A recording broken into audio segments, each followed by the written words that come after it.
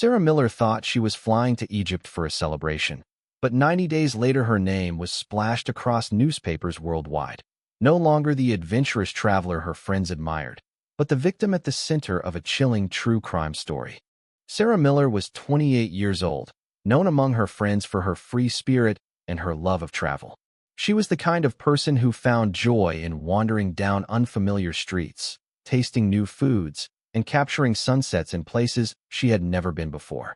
When her college friends sent her an invitation to a wedding in Cairo, Sarah felt an instant pull. The idea of seeing Egypt, a country she had read about since childhood, filled her with excitement.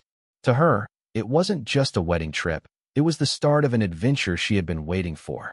She booked her ticket with ease, brushing aside concerns about traveling alone, something she had done many times before.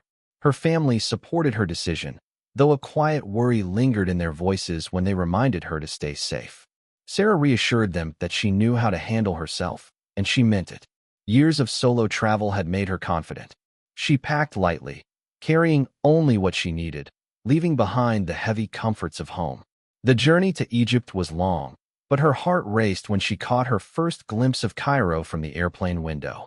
The city stretched endlessly, a mix of ancient structures and modern life woven together in a way that felt almost unreal. At the wedding, Sarah blended in easily, smiling in photographs and dancing with joy. She shared snippets of her experience on social media, painting the picture of a traveler living her dream. The laughter, the colors, and the music felt like a celebration not only of her friend's marriage but also of life itself. Everything seemed normal, even perfect. No one imagined that this trip, which began with happiness and promise, would spiral into a story of mystery and fear. The wedding celebrations ended, and Sarah's post showed her still glowing with happiness from the event. She uploaded pictures of the crowded dance floor, plates filled with traditional Egyptian dishes, and herself standing on a balcony overlooking Cairo at night. Friends back home commented with admiration, telling her how lucky she was. When the couple left for their honeymoon, Sarah didn't book her return flight. Instead, she extended her stay, curious to explore beyond the festive gatherings. She moved into a small rental apartment in Giza, not far from the iconic pyramids she had dreamed of seeing since childhood. Her first days alone were filled with exploration. She wandered through bustling bazaars where the smell of spices clung to the air and merchants called out to passing tourists. She took boat rides on the Nile, where the water shimmered under the blazing sun, and visited museums that seemed to breathe with history. Her social media, however, grew quieter. The long captions she used to write about her travels became shorter, sometimes just a single emoji or a vague phrase. Friends assumed she was simply enjoying the experience without feeling the need to document everything. Neighbors in the apartment complex described her as polite but private. She often left in the mornings with a small bag and returned by evening, sometimes appearing tired, other times thoughtful. Nothing about her behavior seemed alarming. Yet there was a shift, subtle but noticeable.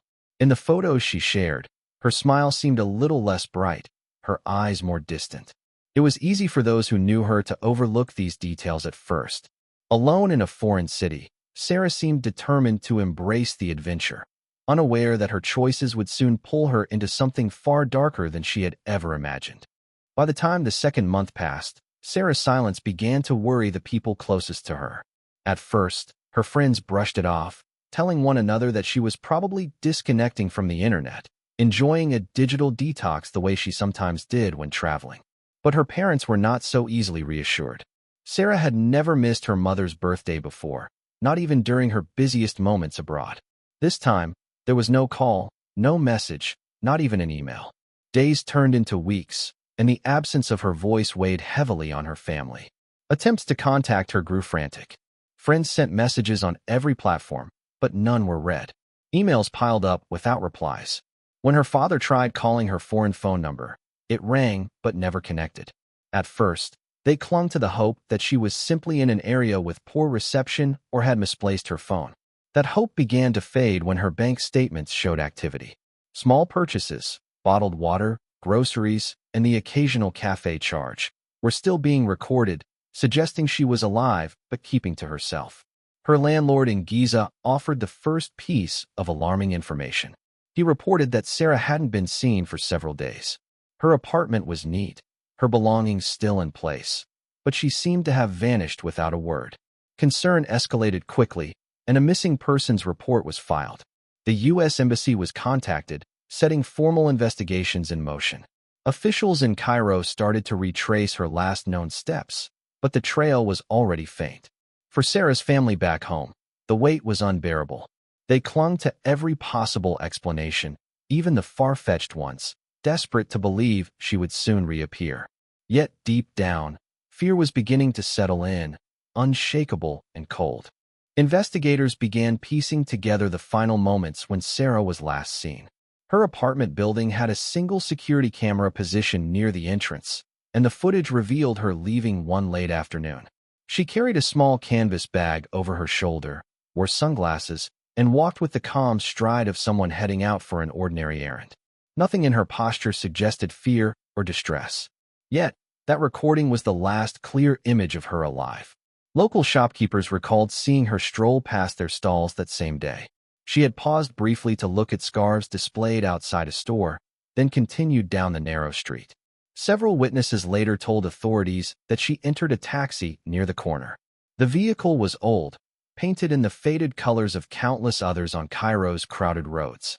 But the license plate was never clearly identified, and despite extensive searches, the driver was never located. From that point, Sarah's trail disappeared entirely. Theories quickly multiplied. Some speculated she might have chosen to disappear voluntarily, tired of her digital presence. Others believed she had been lured into danger. The lack of evidence made it impossible to settle on a single answer. Hospitals were checked for unidentified patients. Police combed through arrest records, detention lists, and reports of accidents. Nothing matched her name or description. Even the taxi companies offered no leads, overwhelmed by the sheer number of drivers in the city. Weeks passed with no progress, and whispers began to circulate. Was she kidnapped? Was she being held somewhere against her will? Or had she simply blended into a massive city, lost among millions of faces? Each possibility carried its own darkness. For her family, the silence from Egypt felt like a growing shadow, threatening to consume every trace of hope. 3 months into the search, the case seemed to be slipping further into uncertainty until a sudden discovery changed everything. A group of hikers exploring the outskirts of Cairo came across a half-built structure, abandoned and forgotten, its concrete walls standing like empty shells against the desert wind. At first glance, the place looked deserted, a haven only for stray animals and drifting sand. But scattered near the entrance were personal belongings that seemed out of place. Among them lay a torn scarf, a cracked passport cover, and a shattered smartphone.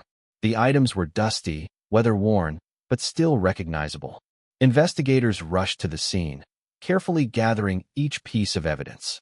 Forensic experts quickly confirmed that the scarf and phone belonged to Sarah. The discovery reignited the case, shifting it from speculation to grim reality. The building was searched top to bottom. Dark stairwells led to lower levels where the air grew damp and foul, echoing with the sounds of dripping water. Spray-painted symbols covered the walls, and broken furniture littered the floors. In one corner of the basement, investigators found footprints pressed into the dust, leading to a locked metal door. Once forced open, the room revealed haunting details. Empty bottles, scraps of fabric, and signs of a struggle lay scattered on the ground. The oppressive silence of the place seemed to speak louder than words. It was clear that someone had been kept there, hidden away from the outside world. For the first time, authorities had physical proof that Sarah's disappearance was not voluntary. She had been taken, held somewhere, and harmed. The abandoned construction site became the grim centerpiece of the investigation, a place where the mystery surrounding her fate began to unravel piece by piece, exposing something far darker than anyone had imagined.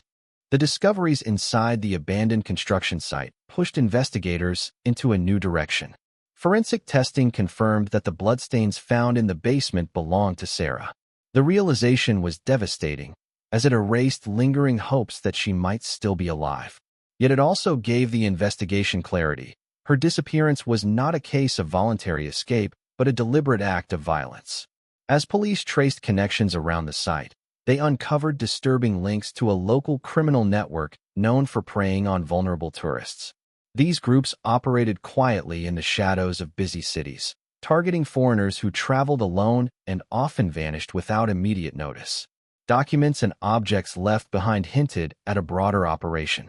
Identification cards, fragments of foreign belongings, and coded notes suggested that Sarah was not the only victim who had crossed paths with these individuals. Investigators began piecing together a timeline that placed her under surveillance soon after the wedding festivities. She had been marked, followed through her routines, and eventually approached when she was most isolated. The taxi ride that had seemed so ordinary was now believed to have been part of a calculated trap. Further questioning of locals revealed chilling details. Residents remembered strange men frequenting the abandoned site, arriving at odd hours and leaving hurriedly. Some described hearing noises late at night, shouts, banging, and muffled cries. But no one had reported it, dismissing the sounds as the activities of trespassers. Now those sounds were haunting reminders of what Sarah may have endured. The investigation grew larger, involving both Egyptian authorities and international agencies. Raids were carried out, and arrests followed, exposing a network built on exploitation. Sarah's case, once a mystery, had now become the key to unraveling a hidden world of crime operating in plain sight. 90 days after Sarah first set foot in Egypt, the story that began with excitement and joy ended in tragedy.